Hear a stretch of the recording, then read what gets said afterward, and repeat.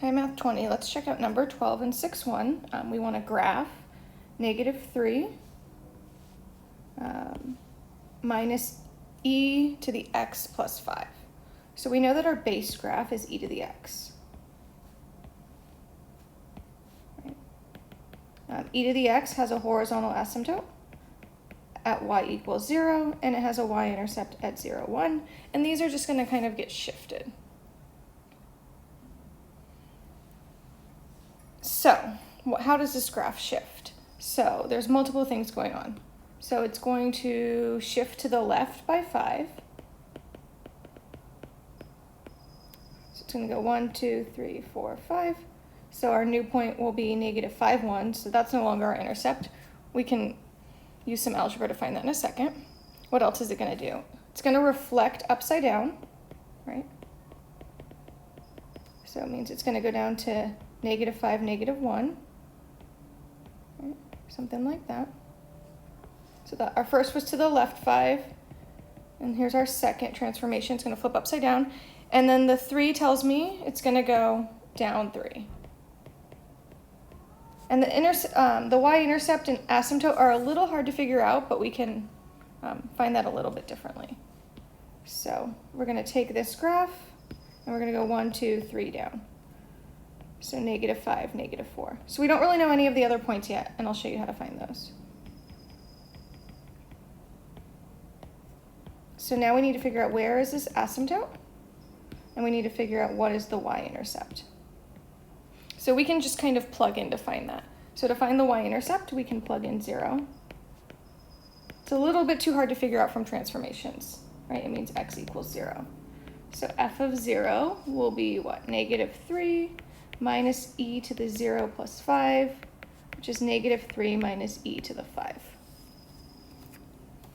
And we really do prefer things in exact form.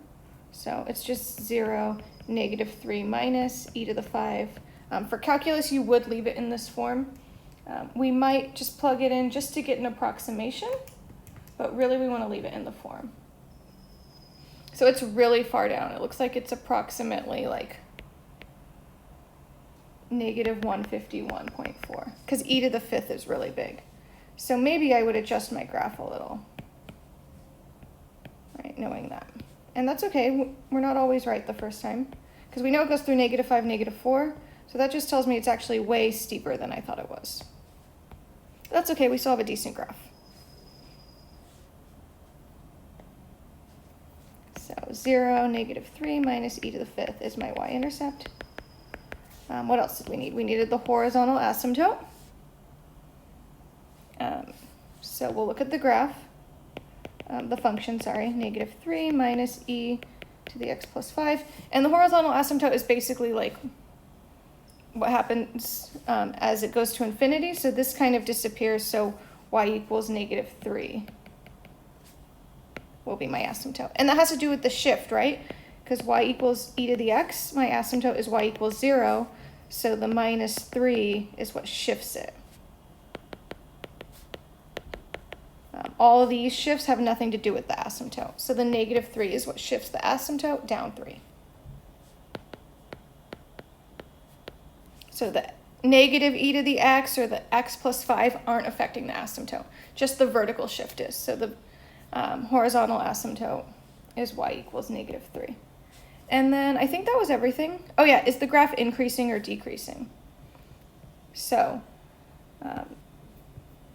this one's increasing. So when we did the reflection, it turned into a decreasing graph, because we're starting from the left and we're going down. So it's a decreasing graph. And that's number 12. Got a little messy, I know.